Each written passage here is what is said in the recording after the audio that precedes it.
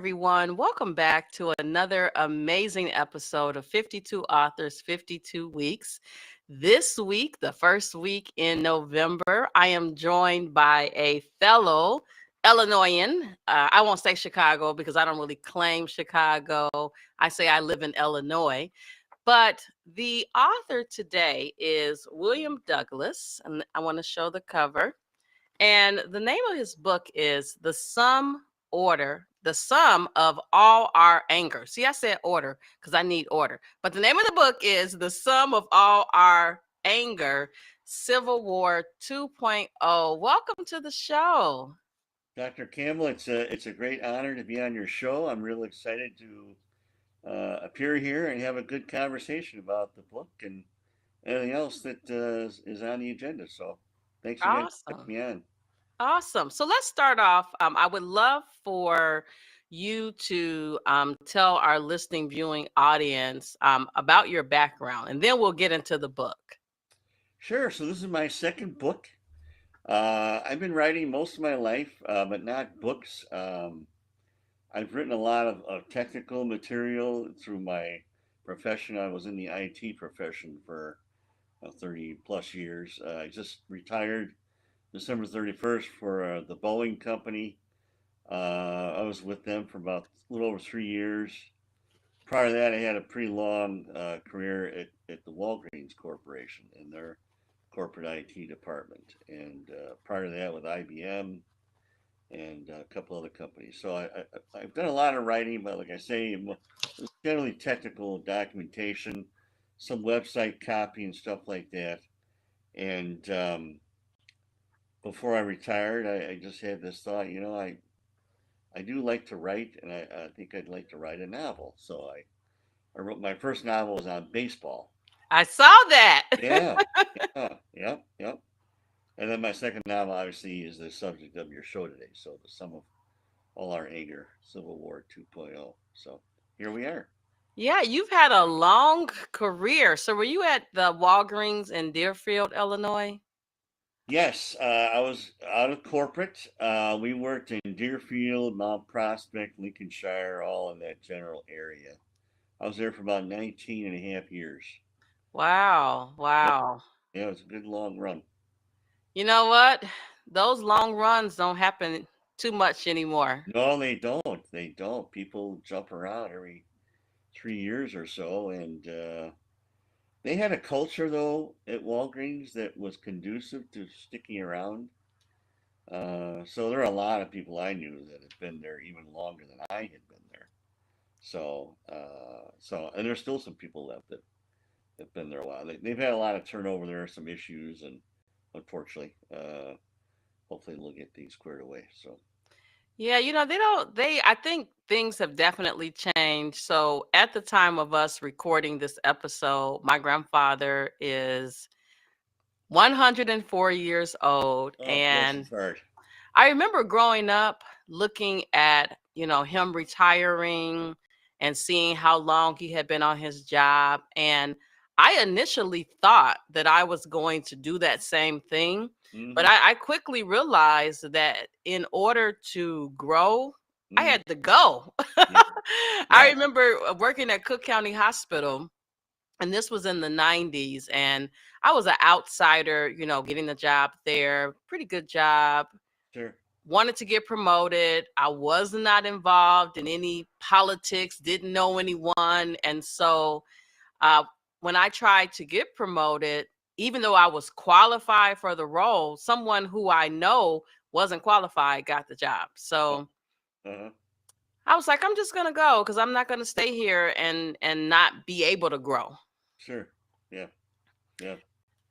So let's talk a little bit about. I want to start off by talking. I know you have the first book on baseball, but this book in particular, what inspired you to write the sum of all our anger?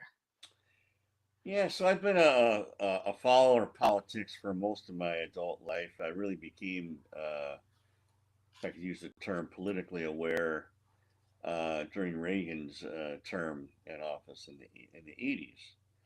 And it's just ever since I've always had my finger on the pulse of particularly national politics.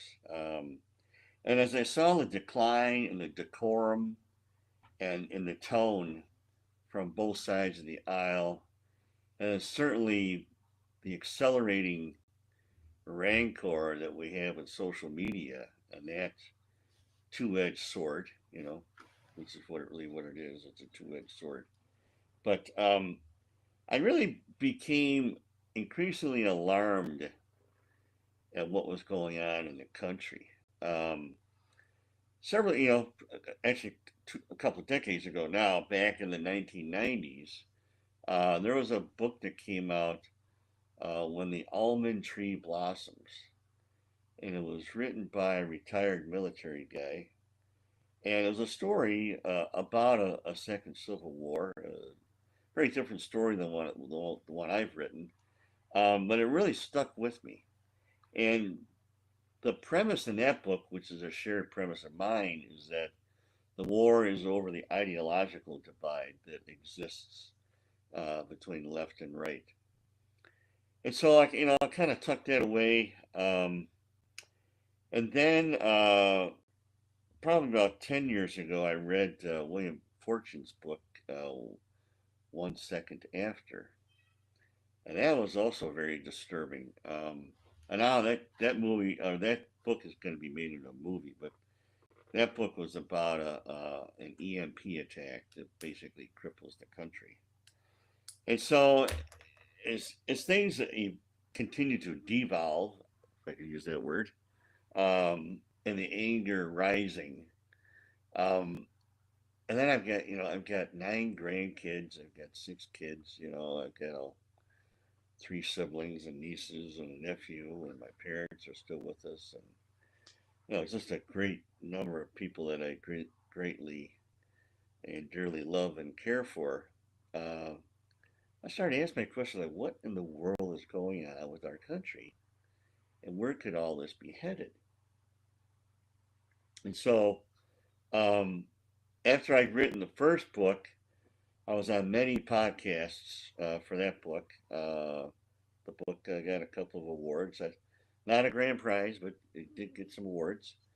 And but a lot of the podcast hosts would ask me, "So are you going to write about the Civil War that's in the book?" And for the sake of your listeners, the first book I wrote is called "The Death and Resurrection of Baseball." The hero is a 12-year-old boy who rediscovers the lost sport of baseball, which has been lost for 100 years. It And really has. yeah, especially with the White Sox playing. Yes, and I'm a South Sider, so I know. definitely with the White Sox. I grew up in Oak Lawn, so I feel your pain because I have the same pain. But anyway, and they would ask me, "Are you going to write about the war?" Because the war is like a proverbial nail in the coffin event that kills the sport. It was admittedly a plot device. Okay, how is the sport of baseball going to die? When I was putting the story together, so it kept coming back, and I'm like, I don't know. That's a pretty tough nut. I don't know if I want to tackle that one because that's not going to be fun to write. The baseball book was fun to write because I love the game. But then I look at my grandkids and all these other relations I spoke about. And I'm like, man, I mean, are we actually headed for something dark and perilous? And I says, and it just started to just kind of come over me, like, it's not that I want to write this book. I have to write this book because there's a story here for all Americans, regardless of your political or persuasions or no politics at all. If you're apolitical, um, there's a story here. And the story really has to do about us as a people and how we have to relearn the art of agreeing to disagree and still being Americans. I mean, again, disclosure here, I'm a conservative. I don't have any problems being friends with liberal family members or neighbors or whoever. I mean, it's just the way I'm wired. Um, and the other thing too is I wanted to, get a story out there that really showed the importance of our Constitution and preserving it and protecting it and defending it against all enemies, both foreign and domestic. And so you weave all that together, and here we are now, and I've got this story that's, starting to get a little traction. It's a tough genre that I'm in, military and political thrillers, and but it is getting a little traction. So this certainly your podcast helps add towards the traction, and we'll see where it goes from there. So I love it. So I will be the first person to tell you that a couple of things started to, I would say, rise up in me as I was going through the book. So I don't remember where, but when I was reading the book, I was taken back to eighth grade where I learned about the US Constitution, right, right, and we had to memorize. correct. And We, you the had to pass a people of the test, United, right? We had to memorize that. And and you had to pass a test, or you couldn't go to high school. yes, I don't know if they yes. still do that, but back in the day, You know what? My kids are grown, and I actually don't remember if they had to, yeah, but I grew up as this eighth grader, bright-eyed, bushy-tailed, we the people, like us, right, the people. right, right, And so first of all, let me just tell you, I follow politics, but I don't follow politics. And sure, what I mean by that is when it comes time for the national election for president, I watch the RNC, I watch the DNC because mm-hmm, I want to just hear what everybody has to say. sure, I will say that I am sometimes wondering how authentic they are because yeah, I know me as a person, I am very authentic because I don't have time to show yeah, up as multiple versions of Lisa. The Lisa that you see now is the same Lisa that you're going to yeah, see walking down the street. yeah, yeah, So, I struggle because it's like, are they really here for we the people? yeah, yeah, So I struggle with that, and thankfully the presidential election is every 4 years, because if it was more than that, I think it would just be bad yeah, because it consumes us during that time frame. yeah, yeah, it does. So I want to know. So in the book, you really are exploring political and social divides, right? Yeah. So what did you draw upon any real world issues that maybe you've experienced or were exposed to, because you have to have a really creative mind to write this content. Well, I love stories, to tell them, to hear them, and to create a good story. So, um, but this one, you know, when I sat down to write this, I mean, the rhetoric hit another level that I had never seen or heard in my entire existence. I just turned 66 last week, so um, Happy yeah. belated birthday. Oh, thank you so much. You look good at 29, by the way. I know. I was thinking of, you know what? When I tell people that I'm 52, they say, "What?" Uh, well, anyway, so yeah, so when I started writing the story, I had a rough outline in my mind what I wanted the story to look like. And as I started to put words and thoughts on the page, it was really kind of eerie, uncanny actually. The number of times I would put something down, type away, and then there'd be a story in the news that had a direct tie back to what I just wrote. I mean, it was actually kind of spooking me out a little bit. I was like, whoa, what is going on here? And so, for instance, the idea of um, ditching the Constitution. It actually came out of a New York Times editorial piece by a Harvard and Yale law professor. And the opinion piece was that the Constitution is broken and cannot be fixed. So, so they go through this, and I'm like, wow.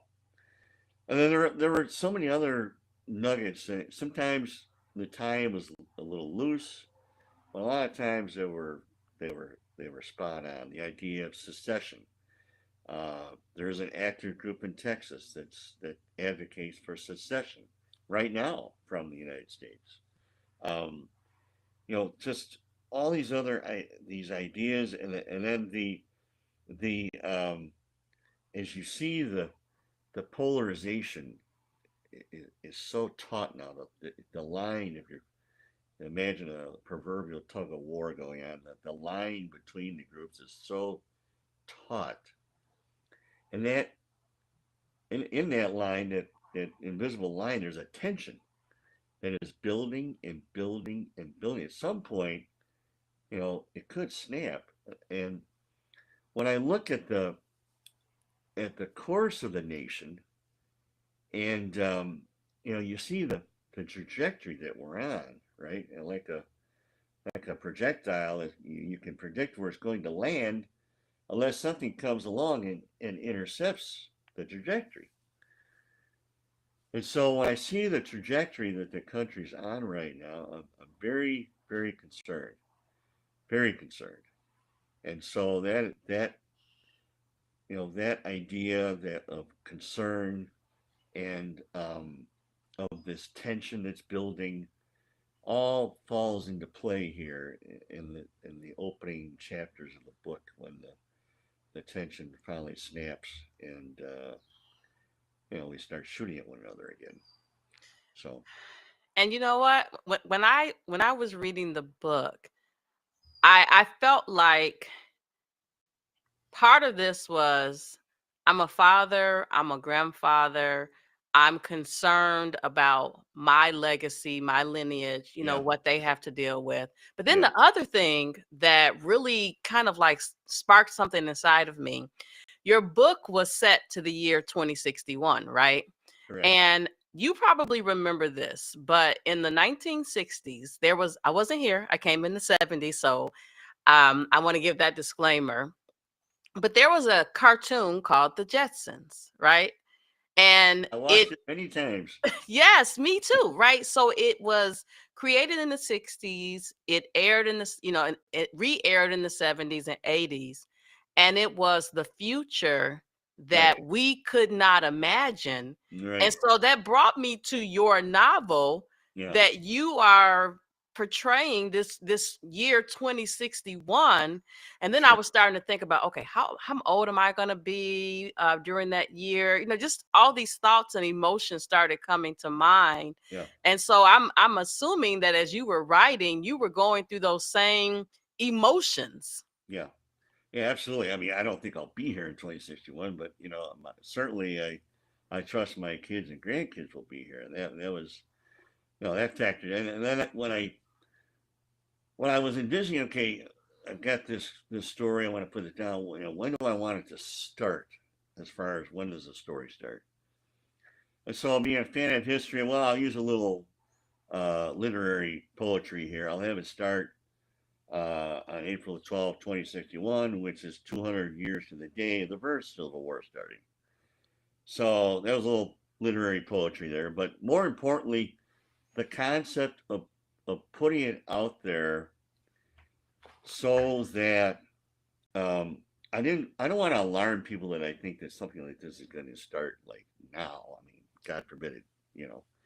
But I also want to put it out there because as people read it, it gives them time to be inflective and think about what they just read and like, oh yeah, I've got kids and grandkids. Maybe I won't be here, but they will.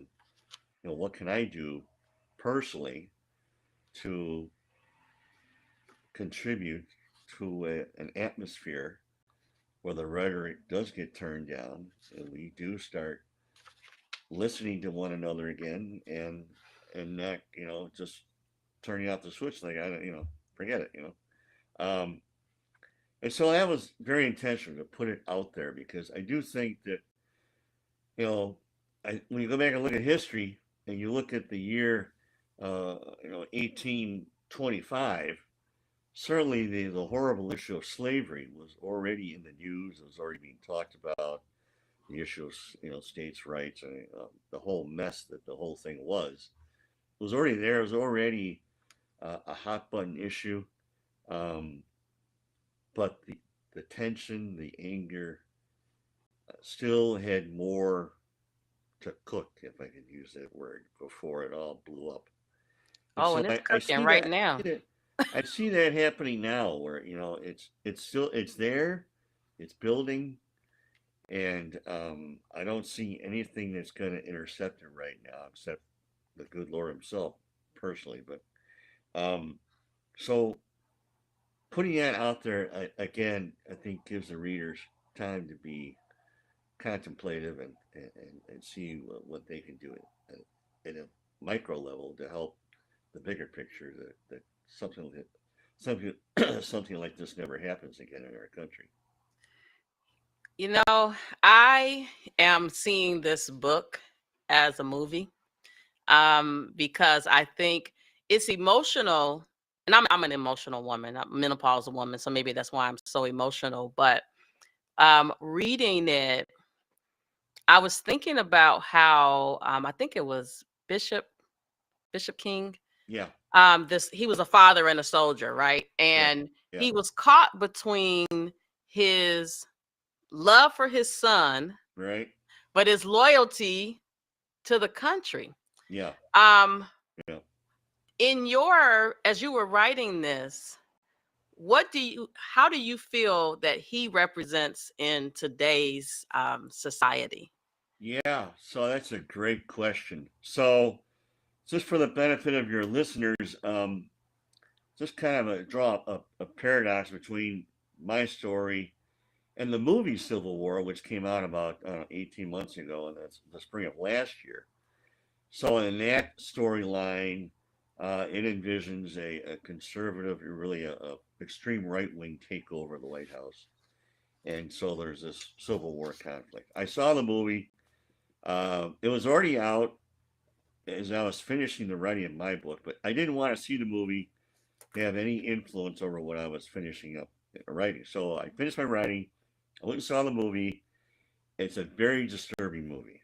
Very disturbing. Oh, so I shouldn't watch it, or should I watch it? You should watch it. I Okay, I'm think gonna put it I on my think list. it'll, but watch it after you read all of my book. Okay. It's a great paradox between the two stories. So my story offers up a scenario where an extreme leftover, I said that word again, an extreme left wing takeover occurs in the country and culminates in the election of the first openly socialist president in 2060. And of course, he gets inaugurated in January of 2061. And so, but I think one of the key things in my scenario that I offer up is this individual's utter hatred for the Constitution and all of our founding documents. And literally, he wants to upend the country and wants to use the proverbial phrase, burn it all down and start all over again. He hates capitalism. And really just wants to erase the country and start over again. And so Bishop King comes along as one of the protagonists in the story, and he's a leader of a National Guard unit based out of Woodstock, Illinois. And at first, he remains loyal to the country, and then things start getting complicated.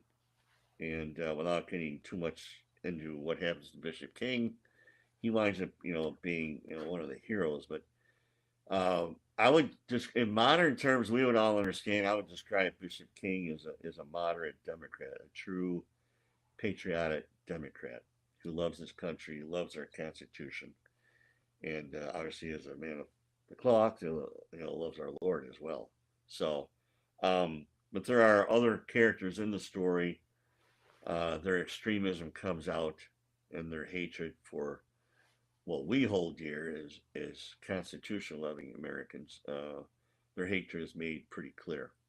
And so the Mhm. tension begins to build between, you know, Bishop King and his son, uh, as well as there's some other relationships too that you have this dynamic building. Like, okay, things are not going the way I thought they were going to go, and so on and so forth. So, Yes. and So then I got it plays out not only in the political realm and in the media realm, but it obviously plays out in the battlefield as well. yes. So of course, so I asked you about Bishop King. So now I got to ask you about Mary. Yeah, yeah, So to me, Mary, I think it was Governor Mary. yeah. She's like Governor this. Whitfield of Oklahoma. Yes. So I feel like she was this figure that was tied to a level of resistance. And was she inspired by any real life leaders today? You know, it's just maybe it's just a compendium of politicians that still love our Constitution. Um, it's certainly, you know, I like the fact that we're getting more and more females involved in politics and seeking higher office in Congress, and maybe one day, hopefully, there'll be a female president. I know we've got some good female governors, but really, her love of the American values that we hold dear um, is something that I kind of drew upon from many different individuals, male and female, and just kind of you know morph them into this character, Mary Whitfield, who's this. You can maybe envision her as a farmer's daughter that gets involved in politics. She loves our country and hates what's going on the left and right coast, and wants to take a stand that no, we're not surrendering the Constitution. Period. We're not. It's a red line. We're not going to surrender the Constitution. We're willing to take a stand at any cost, whatever it may cost. We are going to take a stand and defend the Constitution. Well, you know what? Lord willing, I want to be like my granddaddy and make it to Yeah, 104. So, your book and this interview will be a constant reminder of a future that we couldn't imagine, and just to see how it plays out. yeah, yeah, I don't think the country is ready for a woman in office. I believe that. And the reason why I believe that is I've been in healthcare for the last 32 years. hmm, And when I look at the leaders who are in the C-suite from a healthcare perspective, yeah, it's yeah, generally men. yeah, Sometimes women can, sneak in there. But one thing I think that happens sometimes with women, we make it to the top, but we don't always send the elevator back down to uh-huh, help bring more women up. So, uh-huh, uh-huh, in my lifetime, we'll see. yeah, I don't know. yeah, yeah. So you have this out of there, you have this out. Do you plan to write a sequel?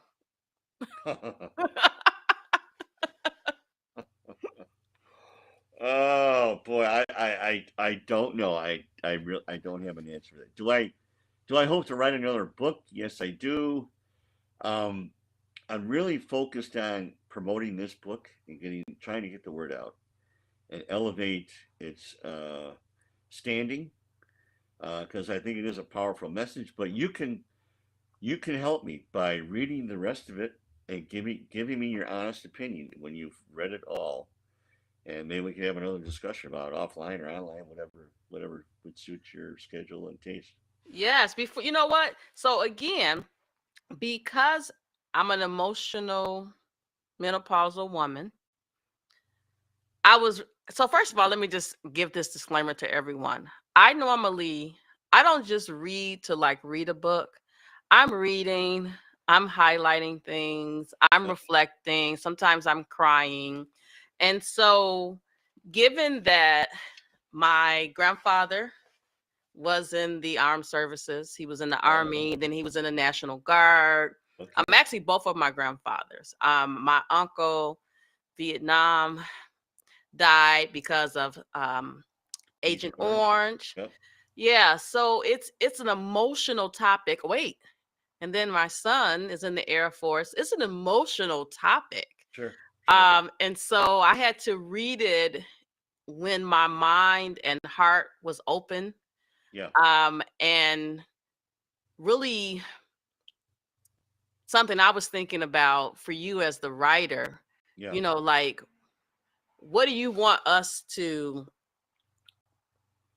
what do you want us to do after we finish reading your book? Yeah, that's a great question. First of all, it was not easy to write. There were times I had to take a step back. Um, I just got a review from this other podcast host who's also an author of 30 plus books, and she had this great review, as a 5-star review. She said there were times she had to walk away and step back before she was ready to keep going on. So the book is easy to read as far as reading it, but what you're being presented and forced, well, not forced, but I guess, well, if you read it, you have to grapple with the concepts that are being offered in the story. And the concepts are very, very real, and they have direct tie ins to current events. Mm-hmm. And so what I did was I took these current events, and themes and hot button topics, whatever, and I just projected them outward 40 years. Okay, what does this look like 40 years from now if this is unchecked? So this is what comes out in the story. And so, and in that regard, as far as ingesting what you're reading, it can be difficult at times. But if it makes you ask the question, how do we avoid this? I have succeeded in putting this story down, at least for you personally as a reader, because that was the intent, was to get the reader to say, how do we avoid this? And so I think one way would be, quite frankly, is more people buy the story and they read the story. Because the more people become aware of this possible scenario, and by the way, one of the things the other podcast host mentioned in her review is that when she had to step away is because she could see this playing out. She could visualize it. So that really rattled her. So getting the story out, educating people that, yeah, we do have a problem here. We have to turn down the rhetoric. No matter how fiercely loyal you are to a person or a party, we have to make room for dialogue, and we can't continue to make the other side the boogeyman. You just can't Yes. do it. They're Americans. Um, so that issue, and then also again, we need to get Americans to fall back in love with the Constitution, to actually know it. How many people actually know the Constitution, even at a basic level? We know the preamble, and that's about it. Yeah. So, and then the idea of preserving the ideas in our Constitution, in our Bill of Rights, all of that, of course, built upon the concepts in the Declaration of Independence, and all these things are, the cornerstone of our republic. And so, if we want to see the republic continue, and to avoid any kind of horror that could be another civil war, we have to re-educate adults and our kids and grandkids about the Constitution, what's in there, what it means, how it applies to our daily lives, etc. Educating our kids and grandkids is definitely a struggle. I mean, honestly, we struggle just to get them to open their eyes, pay attention, and vote. Yeah, Like it's yeah, it's a yeah, struggle. yeah, yeah. Yeah. And I think I told one of our kids all the things that my grandfather went through so that we could have rights today. Sure. Sure. Um, if you don't wake up, Yeah. you're not going to have those rights. Yeah. Yeah.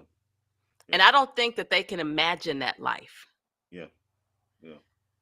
Well, listen, I have absolutely enjoyed getting to know a fellow Illinoisan.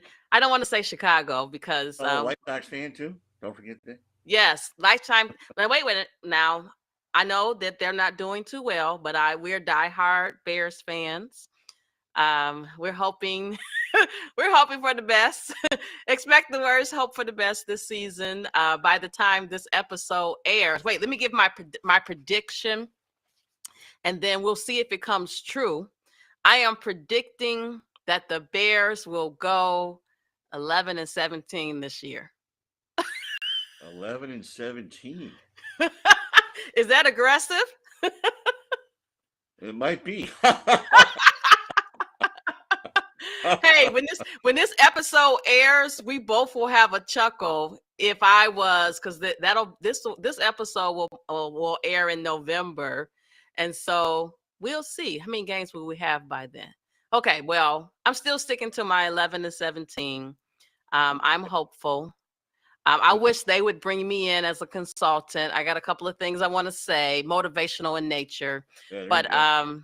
they haven't responded to my request. Yeah. So, where can our listening, viewing audience find the book and your website and stay in touch to all the things that you're working on? Yeah, sure. Just point your web browser to authorwilliamrdouglas.com. So if you go authorwilliamrdouglas.com, you get to my website, links to both the books, various platforms you can get them on, of course, the big ones, and would really love your support and to help spread the word about the important story that's in my book. Absolutely. Well, I want to thank you so much for your time today. I wish you the best of luck with your book. I have on my notes that I need. So I I like to watch movies, but again, I got to be in the right mind. And since I'm Sure. suffering from insomnia, Yeah. you never know what happens in the middle of the night, what I pull up. But I have that on my list. So I'm gonna flag it on my streaming software so that I Yeah. could watch Yeah. it one day. I'm sure my husband has watched it because he's into all things. That's Okay. all I can say.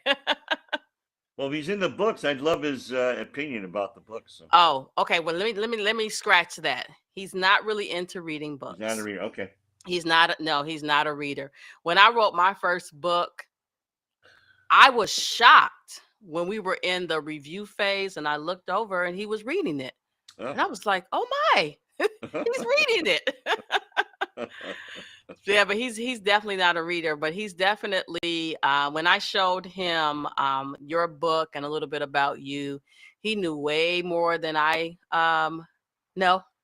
So I'll just leave it at that. He's definitely in tune to politics. I'm trying to get more involved with, just from an advocacy perspective, really understanding um, who we have in office, what value they add. I had an opportunity to go to Springfield, Illinois recently to meet with one of my elected officials. And so I'm trying to get more involved so Yeah. that when I go to the ballot, I go with purpose. When I go to vote, I'm voting with purpose. Yeah. Yeah. Yeah. Good. Good for you. Yes. All right. Well, thank you so much. And to everyone who is listening, don't forget, or watching, don't forget to like, subscribe, and share. This has been another amazing episode of 52 Authors, 52 Weeks, where I just met with William R. Douglas, the author of The Sum of All Our Anger. Wait, there's a tagline here: Civil War 2.0. Thank you, There you guys. go.